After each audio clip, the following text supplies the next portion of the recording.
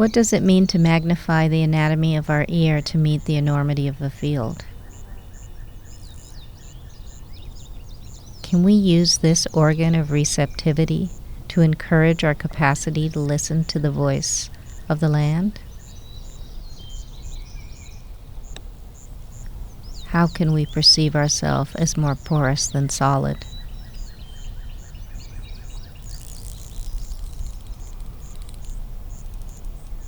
How can we be more a part of the landscape than apart from it?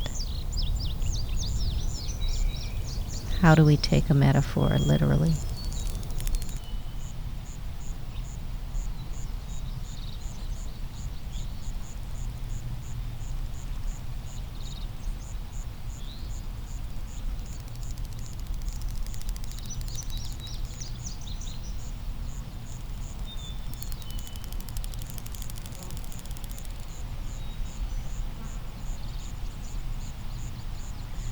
Where are we?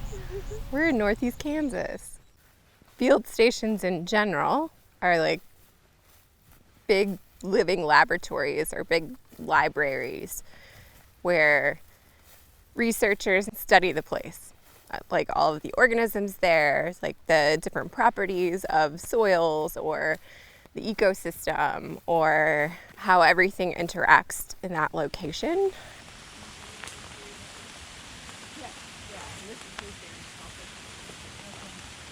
A lot of what we do in science isn't that much different than art. I mean, it's a pretty creative process, whether you're designing an experiment or adapting equipment or trying to figure out how to get things done. Like there's a fair amount of creativity and engineering across the board.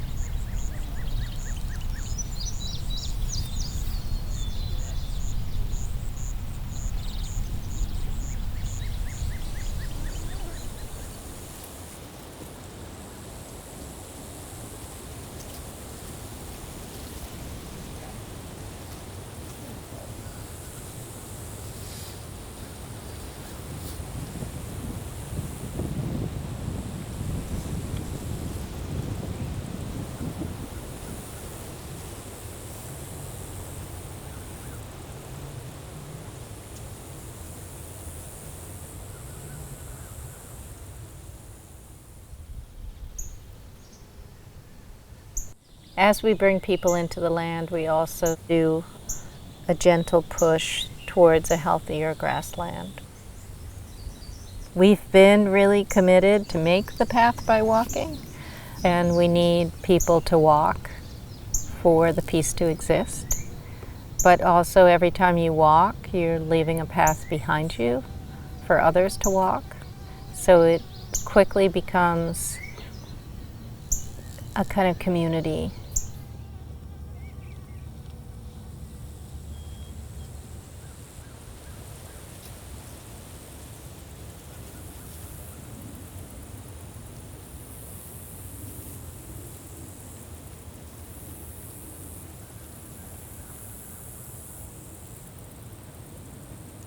The bigger the range, the more depth and voices, and the more you can kind of envelop all that is possible.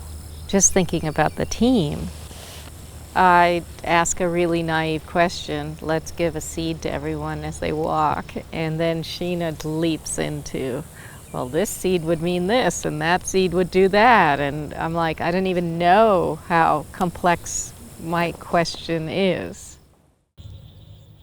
And to have her there, always bringing that perspective in, is a perspective that's taken her a lifetime to build. And I feel like Keith is also comes with that perspective.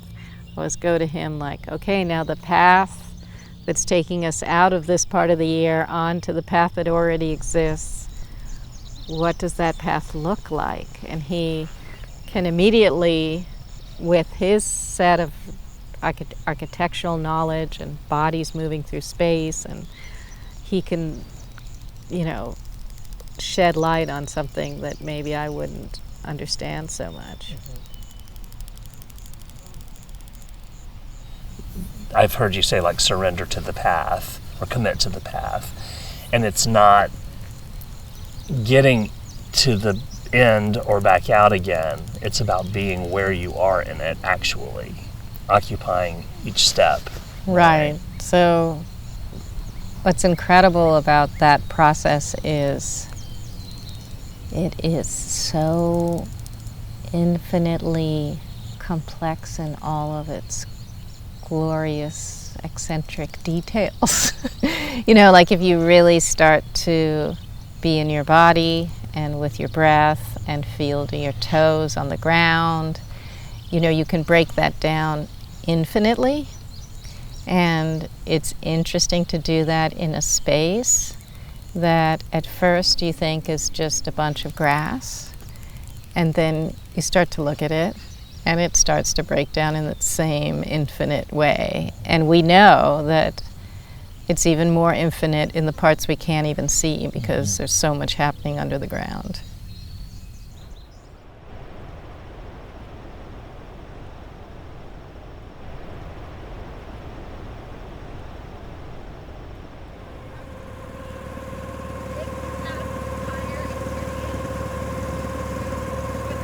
I'm an Inde, an Apache woman, and in our creation stories and our prophecy stories of what's to come and what we're finding our ways back to, they're both led with fire. And for many of our nations that we had represented here, I think we had a young man who's from Potawatomi Nation. It literally translates into keepers of fire.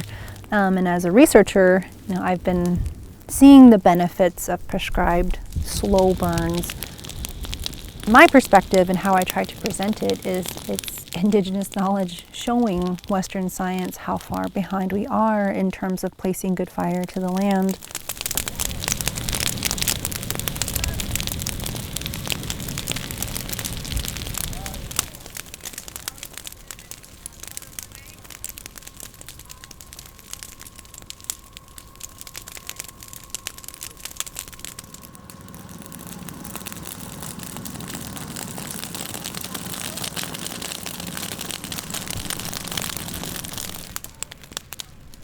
The burn brings the path back in the way that the burn brings the field back. And we think of the burn as destructive, but it's actually bringing nutrients to the earth. It's offering so much to the land. I think about it a lot with the creative process that there is a destructive part to making.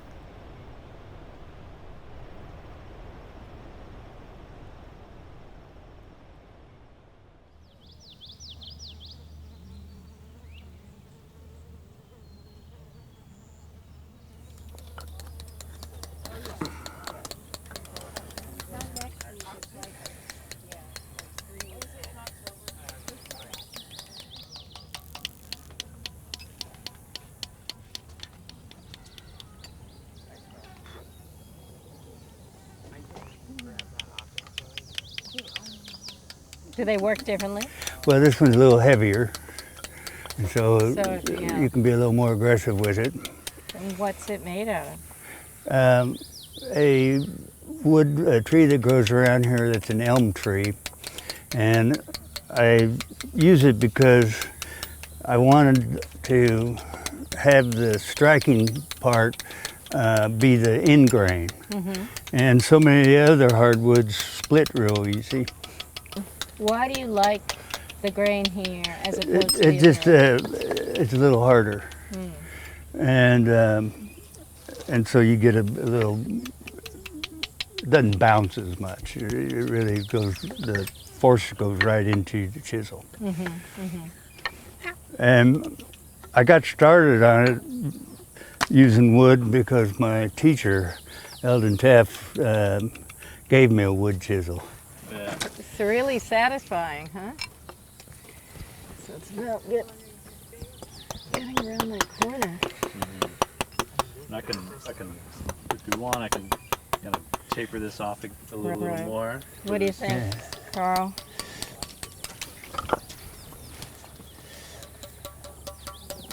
I don't know. I kind of like it. Pretty nice. Yeah, I like it that it comes to like a curly cue there. Yeah, Yeah. yeah. You know. Yeah.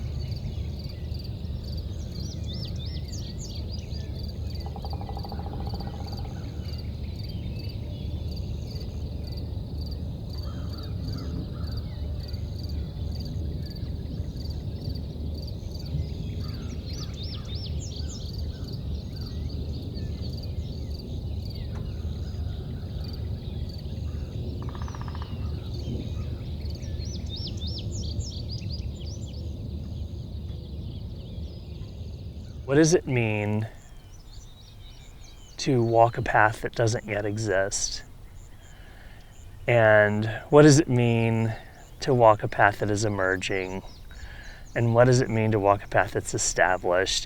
And what does it mean to be committed to creating a path that may disappear in the future? And I mean, those are real questions about the making of the work, but they're also bigger than that, than the work itself in some ways. Yeah, and it's acknowledging that you are part of a continuum. Imagine everyone who's walked before you, and imagine everybody who's going to walk behind you. And you know, even if the path disappears, those plants are coming in to be in the path.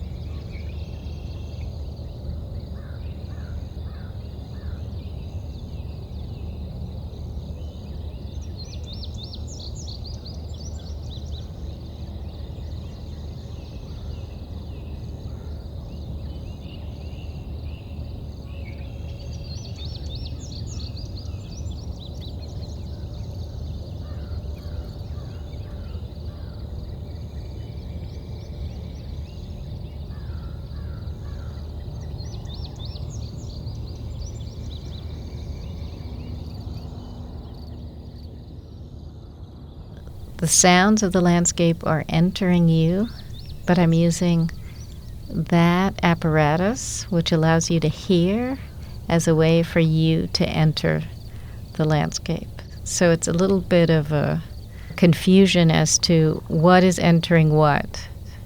Is the body entering the landscape, or is the landscape entering the body? And those kind of slippages are really interesting for me. The inside of the body is a continuous landscape that moves out of the body.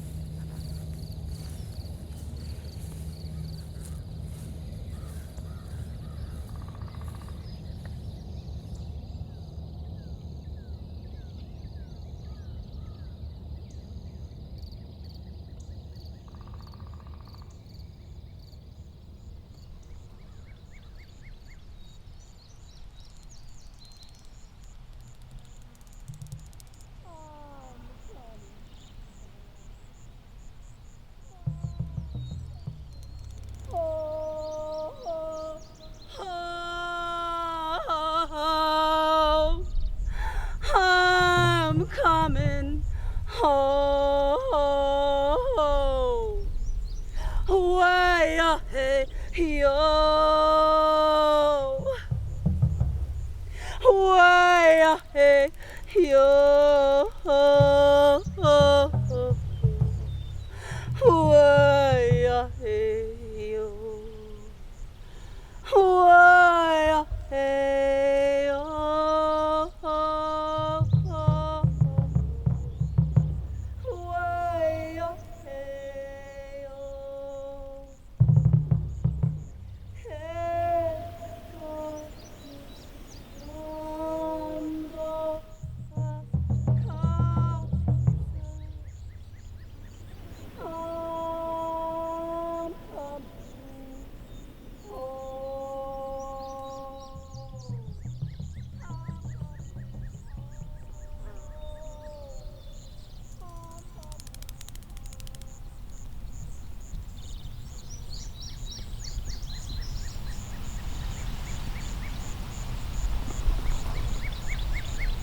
Our encounter with the natural world calls us into presence. We become part of the land we traverse. It's a pilgrimage of sorts, one that's destination is the contact of foot with earth, the reciprocity between lungs and trees, the laying of the prairie on the convex bowl of the retina at the back of the eye. The grasshopper's song vibrates against the eardrum, prompting our hammer, anvil, and stirrup to perform their staccato dance with the lyrical sway of our mammalian cochlear hair, all choreographed in a spiraling score